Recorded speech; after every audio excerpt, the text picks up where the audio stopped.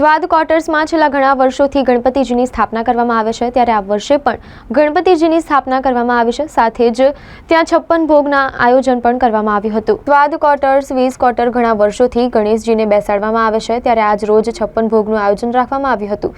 સાથે રાસ ગરબા પણ રાખવામાં આવ્યા હતા. 10 દિવસ અલગ અલગ ભજન સંધ્યા કાર્યક્રમ પણ રાખવામાં આવ્યો હતો.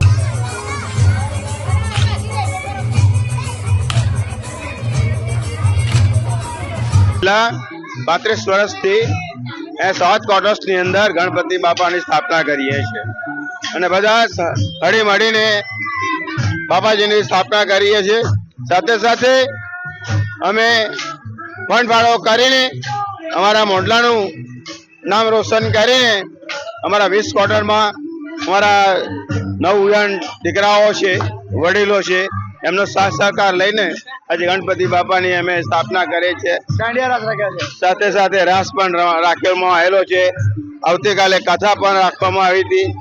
આજે એમનો અન્નકૂટ ભરવામાં આવેલો છે સાહેબ.